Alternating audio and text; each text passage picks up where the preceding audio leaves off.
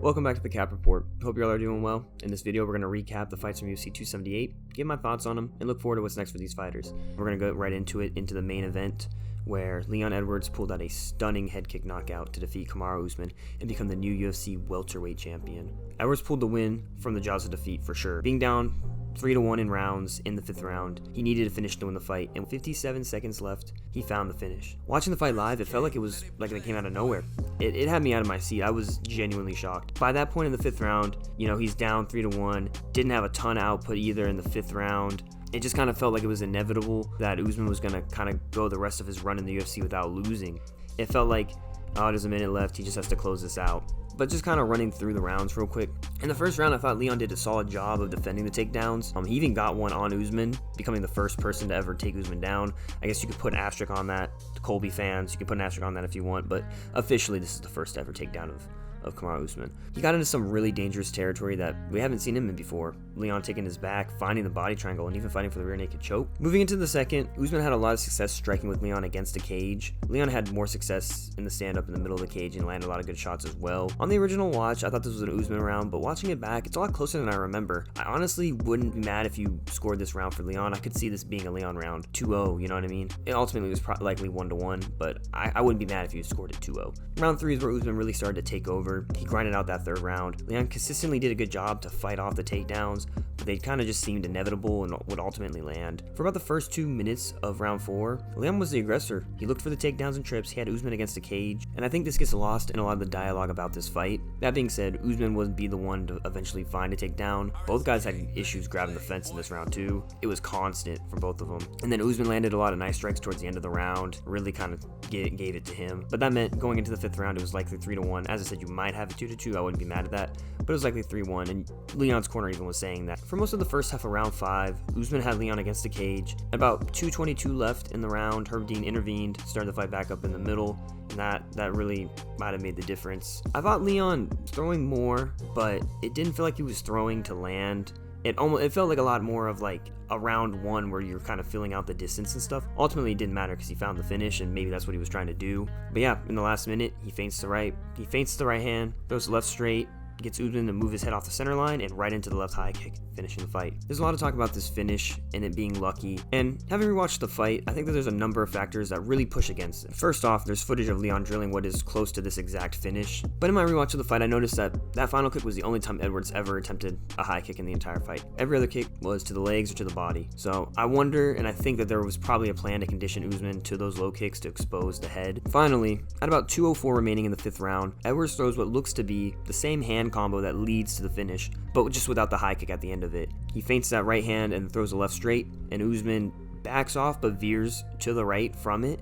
And so I think that's kind of what told him to throw the head kick on the end of it, because he did the same thing, veered off to the side, right into the head kick. Game plans are vastly important, and I feel like it's often an underrated aspect of MMA at times, and in my opinion, it feels like it had a huge effect in this one. I understand that there's some luck factor to knockouts in general, but in my opinion, there just wasn't a lot of luck involved in this one. From game plan to tactics used within the fight, I just think that the opportunity presented itself to Leon, and he took it. All in all, this was a great fight. Obviously, the finish helped it be much better. I think without that finish, this is more of a Usman versus Masvidal 1 level entertainment. I think looking back at the fight, it was a lot more competitive than people are giving it credit to being. A lot of people are trying to throw out this whole, it was a Hail Mary, last minute, greatest comeback, but it was a decently competitive fight, in my opinion. I think just some of the wrestling makes it seem as though it wasn't. I know it's an underdog story and all, and people love that, but I do think that the narrative that's being pushed is being pushed so much so that it kind of discredits a lot of the good things that Edwards did in the fight as well. As I said, a lot of his takedown defense was great.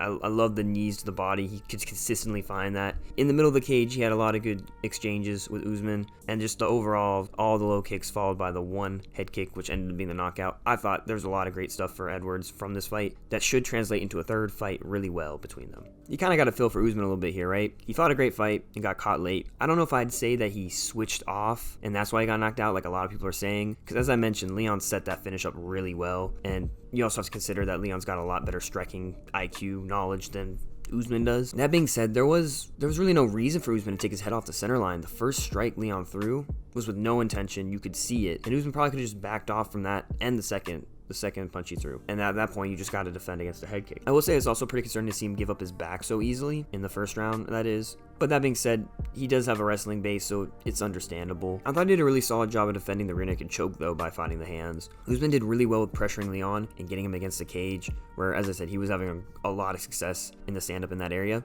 When he was thrown at Leon against the cage, Leon really couldn't do anything but really cover up. I don't mean to do so much Usman slander here. It's just, when you get to the highest level, those little things can make a difference. You have to be a lot more nitpicky about things. I will say more, this one's more of a humorous sense, but we saw a return of Marty Fake Newsman for sure last night. The fake eye pokes to fake nut shots. I just thought it was really funny in the moment. I just thought it was weird too how it happened. Like when it would happen to Leon, Herb Dean wouldn't really do anything, wouldn't even acknowledge it. And then whenever it happened to Usman, whether or not it was real, he basically made him stop the fight. We're gonna say air quotes on the low blow. It was on the belt line. In the end, it didn't really make a difference though, so it's all good. It's just weird to me. It seems like Usman gets away with this a lot more than other guys. Looking forward to what's next. It's hard to see them do anything but the trilogy, right? If anyone deserves it, it's Usman. He's got, 7 title defenses, and he was winning the fight before he got knocked out, which is a bit of a oxymoronic phrase, right? But nonetheless, he was doing well in the fight. He's been on an amazing run. He's, pushing all-timer status. I think it's only fair to give him the chance to avenge this loss. It's funny, I remember after watching the fight, talking to my dad, like, oh, you got to run this back in London. And it's kind of amazing to know now that they're talking about maybe even doing it in Wembley, which would be absolutely amazing. These scenes, the last 2 visits to the O2 has had amazing energy. The UK and Europe have a ton of upcoming talent, and this trilogy would make a massive event. The big question is the timetable, right? How long does Usman need to take to recover? Is he going to take the right amount of time, or is he going to try to get back too fast? Cards are booked up until February next year anyway. I'm not going to count 283 in January just because I don't know why they would throw this on the Brazil card. Wouldn't make sense. But yeah, would that be enough time? Roughly 6 months? One more thing too is I've seen discussions of who else could be in line for a title shot depending how long Usman would be out for. And this conversation is pretty hilarious. The fact that I've seen Masvidal and to a lesser extent Covington being in the conversation at all is laughable. Masvidal hasn't won a fight in 4 years. He's lost 3 straight. If he got a title shot, even though there's a story there, it would be an utter joke. I understand the marketing behind it, but two of the losses were to Usman, but still, the man needs to get a top 5 win.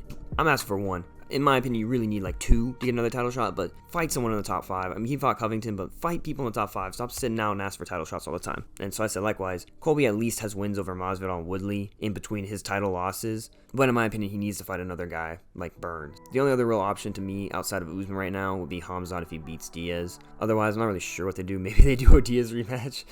Yeah, the welterweight division is so frustrating because the top guys don't want to do anything but fight for the title. They are so difficult getting each other to fight each other. Moving on to the co-main event, in a fight which I said was a guaranteed finish, we saw a decision win where Paulo Costa defeated Luke Rockhold. What a great fight. That was so great to watch. These guys were trying to finish the fight with every shot, it seemed. I'm not really sure what analysis to give, really. The fight just became a dog fight, if we're being real. It was awesome to see Rockhold go out on his shield, fighting to the end and not getting finished, despite for the majority of the fight being really gassed. From Costa's perspective, it is disappointing not to get the finish, but he gets a win, cuts off his losing streak. That's what really matters here. And looking forward from here, for Paulo Costa, what fight is there to make? A lot of the guys around him are already booked. Strickland and Cannonier are matched up. Whitaker and Vittori are matched up. Brunson and Hermanson are booked as well. Pereira's got a title shot right now. The next ranked available guy is Darren Till, who hasn't fought since last year with a torn ACL. He had to pull out of his last scheduled fight against Hermanson a couple months ago with an injury, so I'm not really sure where he's at, but Till says he wants to fight twice this year, which makes me think looking down the rankings would be better for him. Also, because he'd need to fight sooner rather than later. This would have to be more of the second fight for him then. With that being said, I think that the best fit for Costa here would be the winner of the Sean Strickland versus Jared Cannonier fight. I think that he'd make an interesting stylistic matchup for either of these guys, as well as it'd be two people who had lost getting back on a win fighting. You know what I mean? I think that it's a fight that makes sense. For Rockhold, he has decided to retire, which, it's understandable. He put up a great effort, but he's aging, and this is a different generation of fighters now. It actually really hit me after this card how we're seeing the end of the WEC Strikeforce era fighters. So many of them have either retired or are likely close to retiring. DC, Rockhold, Cruz, Aldo, Pettis, Donald Cerrone, Overeem, Mr. Henderson, Gilbert Melendez, Nick Diaz, Carlos Condit, you know what I mean? It's not a particularly new thing. A lot of these guys have been past their prime for some time now, but for some reason it just didn't really hit me until now. That being said, wishing the best for Rockhold in retirement, man. We move on to the bantamweight division where Merab Dvalishvili defeated Jose Aldo by decision. I won't lie, I expected a lot more from this fight. Merab was consistent with the takedown attempts and eventually got a few, although I felt Aldo did a solid job for the most part defending them. Merab was smart to keep throwing knees and other output while having Aldo pinned against the cage when the takedowns failed. Ultimately, that's what made the difference in the fight. Merab was much more active offensively, leading to more damage. At least in this scenario, you know what I mean? I don't always abide by the whole more strikes equals you won, because scoring wise it's damage, but in this case his higher output led to more damage, meaning he won the fight and won the rounds. This is another one I don't really think there's a ton of analysis. It's just, you know, some people are saying his auto kind of finished now, and it's just, I think he just wasn't there on the night, you know? If he had more output, he probably could have won that fight. But it is what it is. I don't know, I'm a little disappointed because I'm an Aldo fan, so. But looking forward, Rob's in a weird place. He moved up to 3rd in the bantamweight rankings, but his teammate Aljamain Sterling is the current champion. Doesn't seem like he'd be willing to fight him, so it leaves him in an odd spot. Top-ranked Peter Yan is already matched up with Sean O'Malley. Second-ranked TJ Dillashaw is currently booked for the title fight against his teammate. Maybe if Dillashaw knocks Sterling out or something, it would open an opportunity for him. But I could see him possibly, but likely also getting passed up by either winner from the Yan O'Malley fight. If O'Malley won that fight and Dillashaw won definitively, I think there'd be an open chance from Rob for the title shot. However, I could see the UFC easily taking the super marketable O'Malley and leapfrogging him for it, even though O'Malley would not deserve it at all. But it is what it is.